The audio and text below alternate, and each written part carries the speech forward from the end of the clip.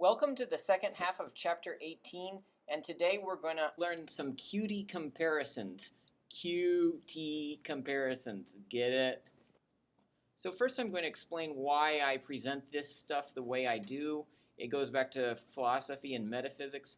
Then I'm going to present the actual words. There's maybe like 14 of them. And then the translations. Then I'll show you how to memorize them quickly and easily. And then you'll do some practice at the end. First, the metaphysical origins of why I'm presenting this like this. Okay, so I'm going to present stuff in this 3-layer pyramid, really kind of 4-layer pyramid, because the middle layer is divided into 2. And where does this come from? Well, this is the pyramid of human nature from Plato and Aristotle. But it reappears all throughout Western thought, right down to the present age. So the way this works is only humans have the top layer, only animals have the middle layer, and we're animals too, so we get it also. And then all 3 forms of life, basically everything that has a body, gets the bottom layer. So going up, the layers are vegetable, animal, and rational. So in humans, this middle layer is expressed like this. The ancients divided up our animal senses into inner senses, which are your instinct and imagination, which is basically your central nervous system, brain and spinal cord. And then the lower half here is the outer senses, which is your incoming 5 senses, taste, touch, smell, etc., and also your motor faculty to actually send sense stimuli out to cause your muscles to do things. So these are the 4 basic quadrants of the animal nervous system. And not surprisingly, lots of concepts get divided up according to this 4-quadrant and 3 or 4 level system. And one of them is the words today, because this system in describing human nature doesn't just describe human nature, but indirectly describes the whole universe that we human beings interact with, whether they be physical bodies or sensations, animal sensations, or rational thoughts and ideas and values and concepts and principles. Okay, so we're going to get a whole bunch of Latin QT words today. And you'll know them when you see them. They're not here yet, but they're going to be divided up into words having to do with quantity, quality, time, and idea. So that's the way this works. You know, your brain and spinal cord instinct works only in the one-dimensional order of time. Your senses deal with qualities. Same with motor faculty. Motor faculty, it's like not 2-dimensional quality, but quality of amount of force created. And then your body interacts in a whole world of quantities. Conversely, at the top, your ideas have no extension in this world, so they're 0-dimensional, right? So this is the way that's going to look, and we're going to take all our Latin QT words and divide them up into this pyramidal chart. Okay, so let's get exposed to the actual words themselves. We'll go from the bottom up. First, therefore, we'll deal with quantity. And in all of these words, the ones on the left over there will be discrete, and the ones on the right will be continuous. This is a basic division in metaphysics. So continuous is like water, discrete is like physical objects, right? So a comparison having to do with continuous magnitude throughout one's whole being is quantity, quantum tantum, meaning how much, so much. One that's discrete would be number, how many, quot tot. How many? So many. So that's your basic realm of bodies down there. Next on the external senses. Quality that is continuous is quality, or we might translate this, of what sort, or of what such quality, of such a sort, of such a quality. Like, is it green, rough, yellowish, bright, all this stuff. Over on the other side, quality that is discrete would be how big a force all at once you've made. So, how greatly? So greatly. Notice, if quantum tantum was how much, so much, then quantopera tantopera is by how much work, by so much work. This is your old word opus, meaning a job or a work. Up in the internal senses, time that is discrete would be how often, how frequently, how many times, so many times. Ains is a time. Now, technically, it means a being, but now look down here. Quat tot meant how many, so many. So quatiains means how many times, so many times. And ains is a time. If the chariot is running laps on the track, they'll say it went around septiains, 7 times. Now, technically, an ains is a being, but it's more like a thing. So a translation as a time or a repetition is just fine. Next, imagination has to do with time that is continuous. So this is the duration. For how long? For so long. Quam diu? Tam diu. Do you know the English word diuturnal? It means long-lasting. And then last off, when we were dealing with just pure ideas with no extension at all in our three-dimensional world, then we just say, how? So. And this one is the most versatile because you can put any predicate onto it. How big? So big.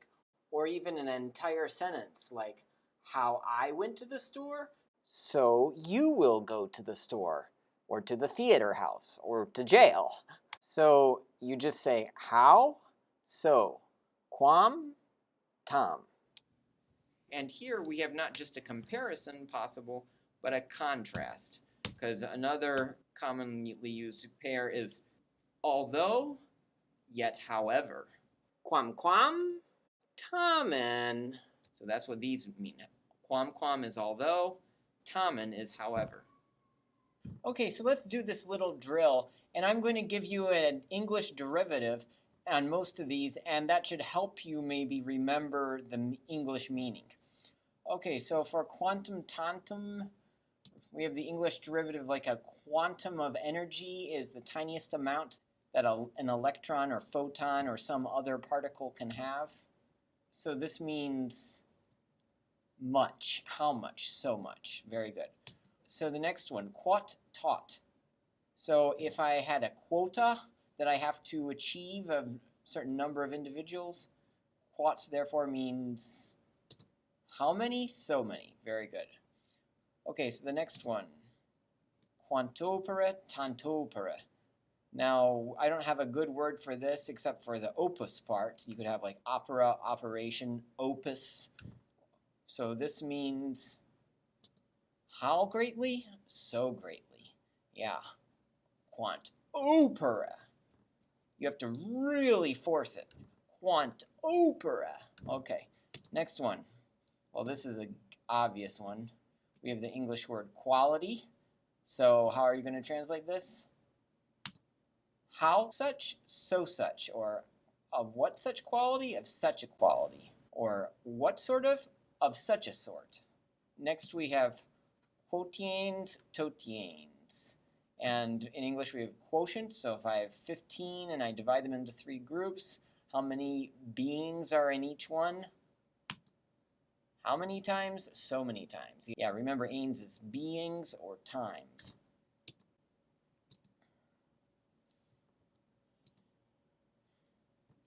Next, quam diu, tam diu. I don't really have a English derivative, but the diu part, we have diuturnal. So that means for how longly? So longly. Or how long? So long. And up above, quam tam. My best English derivative for quam is quandary. So if you're in a quandary, you're asking how? And for tam, my best English derivative is tandem. So if one thing is in tandem with another, then it is doing just so, like the first one is.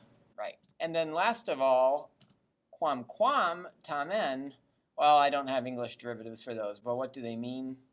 Quam quam means although, and tamen means however. All right, so that was good for the English, but now for the Latin. How are we going to remember these Latin words? Well, here is my suggestion for how you should memorize these so that you will be able to write any one of them whenever you want to. Okay, so we're going to take these and put them at the top of the chart, and there they are. And now we're going to notice the patterns here. So notice the ones are there, and the alus there, and then the ot and the antums over here. Okay? Now, this is what you need to remember. Du alis iens opera. And I have little sayings that I can make up to remember the sound of these and so that my ear can remember them. Like I just remember the Latin sentence diuturnalis operiens, which means waiting forever, like it's never going to come. So if I can remember that sentence, diuturnalis operiens, then I can say any of the QT words that I want to say.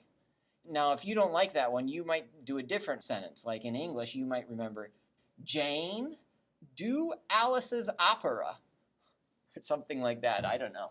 So this is just a trigger to trigger you to remember the right thing. It's not the right thing. It's the wrong thing. But you can trust that remembering this, you won't be completely lost. You'll have a clue, a sound clue, in order to recall the right thing.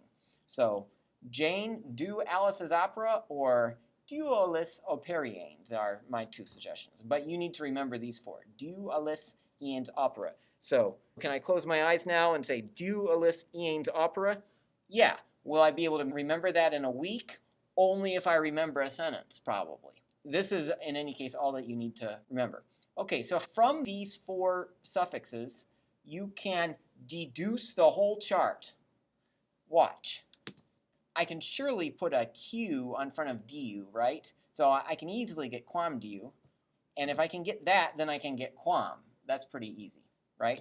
Same over here. I can put a Q in front of iens, and that will trigger me to remember quatiens. And if I can say quatiens, then I can also remember quat, right? And then in the last column, Q opera would be what? Quantopera, right? And if I can remember that, then I can remember quantum. So already I've got all the white ones in the top two rows. Then if I can get those, well, getting the ones down low is simple. You just change the QU to what? To a T, right? Okay, so let's try our plan to memorize this whole chart. So what goes here? Du alis iens opera, remember? Right. All right, now what letter or letters goes here? Right, QU. Okay, so let's make the first one into a word. Qudiu. What is that supposed to be? Quamdiu. Right, right. Okay, what about this one? Quiens. What is that really supposed to be? Quatiens. Right. And last one, quopera. What's that supposed to be? Right, quantopera. Good. All right, so now let's get this, all three of these. Say the whole row. What are these three going to be? Over there, quam. Over here, quat. And at the right, oh, it's not quant, quantum, quantum, right?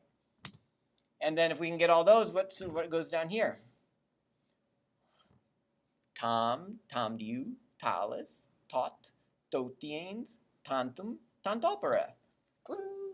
Simple. All right. Always make it simple. Remember the acronym KISS. Keep it simple, stupid. And how do you keep it simple?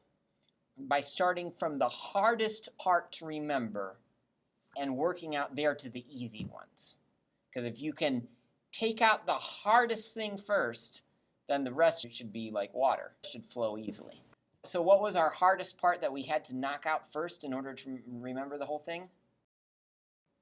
It was these sets of weird suffixes. If we could just get those four, we could deduce the whole chart. That's something that you can remember. Trying to sit down the night before a test and recite, quam diu qualis, quam diu qualis, isn't going to get you anywhere. That'll last you 1 hour. It won't last you for the rest of your life. You want to study forever, right? Not just for the test. All right, so this time you do it without me. You tell me what goes in each of these. What goes here? Good. What goes here? Good. What goes in the first one? Good. And what goes in the next one? Good. And here? Good. And then up here? Right. And then down here, don't even say it. Just what change do you need to make to get these? Right. Change the QU to T. Good. All right, so now it's time to practice you using these Latin words that you have just memorized. You're just going to say the Latin. So, quantus est Marcus? Tantus est affair. They both have as much mass as one another. Great. How much? So much. What about here? Quantopera impellet Marcus? Tantopera impellet affair. Okay, so what do these mean? By how great a work, or how greatly? By so great a work, so greatly. Great. What about this one? Quantas obtinet papaya, tantas obtinet drusilla. Okay, so why did these end in AS in pink? Right, because quantus is an adjective and it can decline.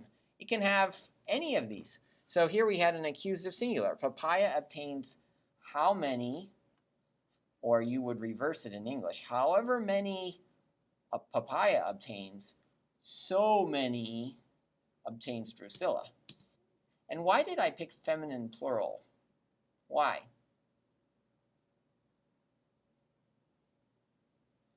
Well, because there's an unspoken referent here.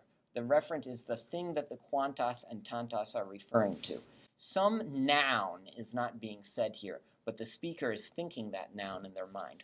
Now, it could be any feminine plural noun that is applicable to this picture, such as, and this is probably the best one, hereby.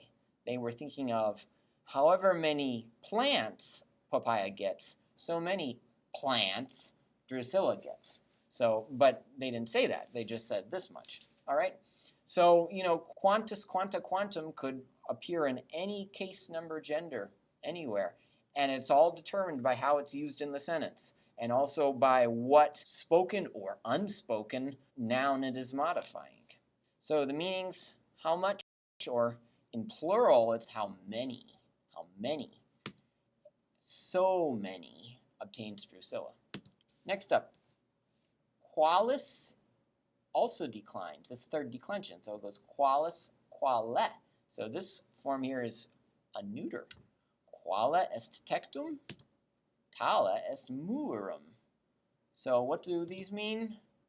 Qualis, what sort of material, like what quality of material? Talis, of such a sort. Okay, what about this? Qualis est pecus, of what quality a sheep is? Talis est tunica. And here, why did I use qualis and talis, whereas in the previous slide we had quale and tale, the neuters? Right, because there's a noun that these are modifying. What do you think it is? The first one, pecus. Of what sort a sheep is? Of such a sort as a tunica. All right, so next one. Quot homines tot sententiae. This is a famous saying. How many men? Ha ha ha. So many opinions. So if you have 4 separate men, you're going to have 4 separate opinions. All right, so what do these mean? How many? So many, right? And then this one can actually decline. Take a look at this. Quatus volebat obtine quinque. Totus ostendebam. Numera quinque habeo. Unus, duo, tres, quattro, quinque. So the indeclinable quat tot from the previous slide here can become quatus aum and totus aum. First and second declension adjective here. So obviously most people use quat tot because it's easier to not have to worry about putting on an ending.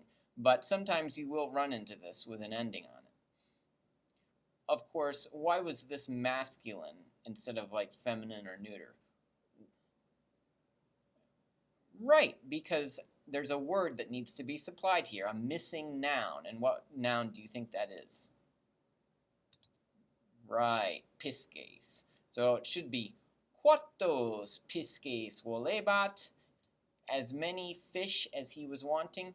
Totos pisces ostendebam, so many fish I was showing. Next one, quotiens celebrabant poeni, totiens celebrant Romani.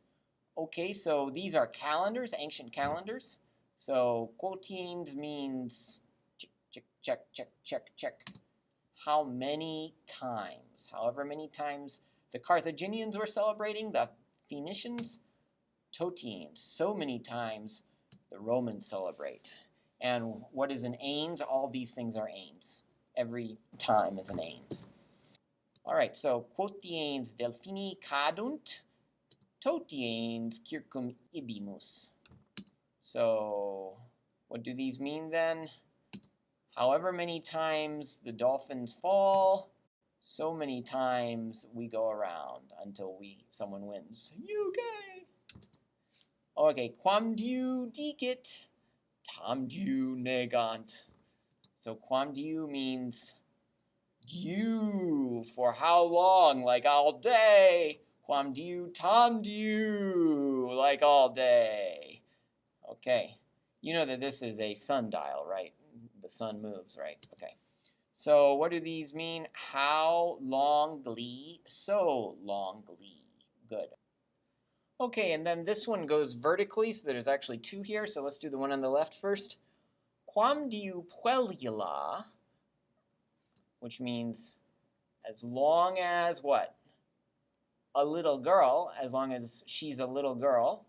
Down low then, tam diu, what? Felix. Tam so longly she is happy, right?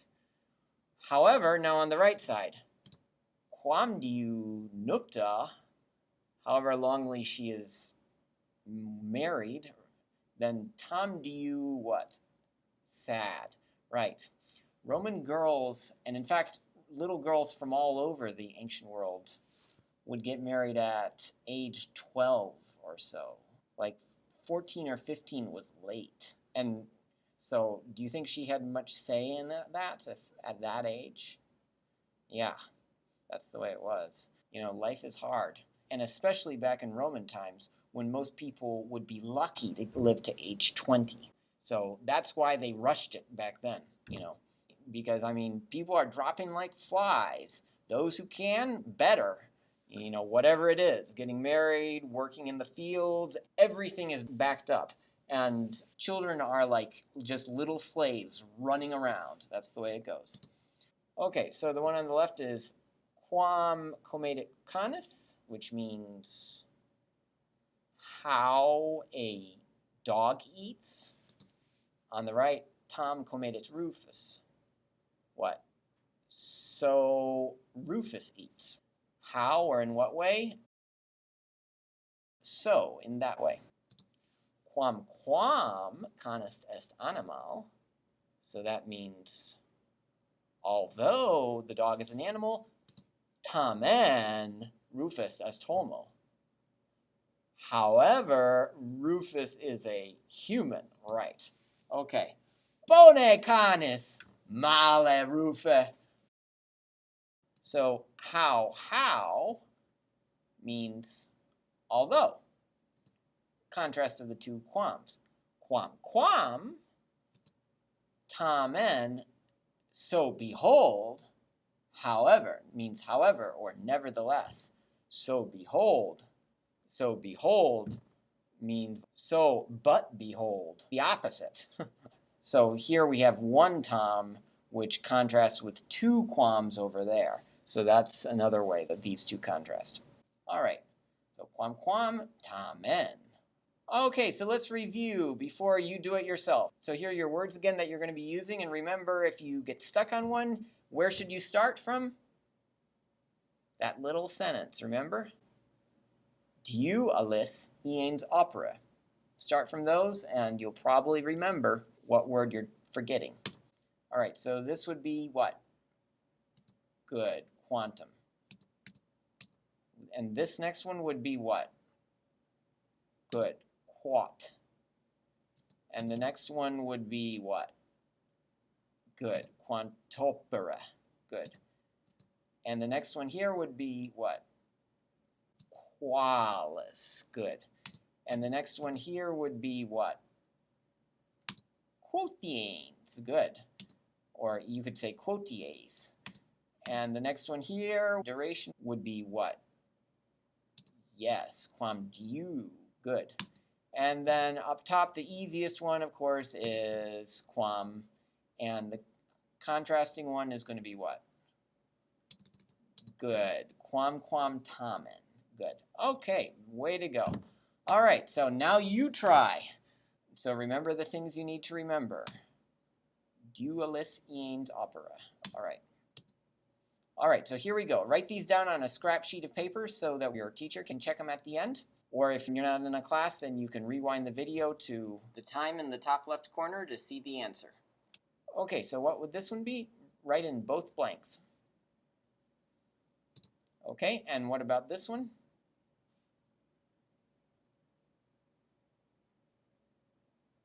Okay, and what would this one be? Write in both blanks.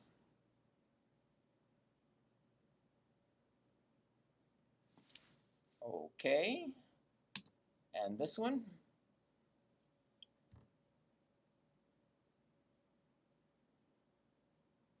Okay, and what would this one be?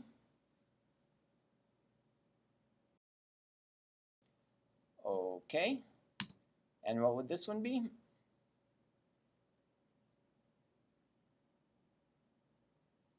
All right, and what would this one be?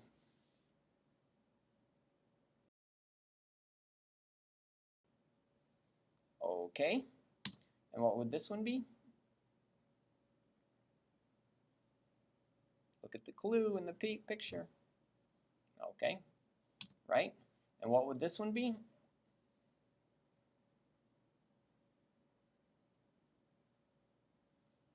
Okay, and what would this one be? Get 5. Count, I have 5. Okay, and what would these 4 be? Just write it once, don't write it twice. Okay, and what would this one be? Okay, and what about this one last of all?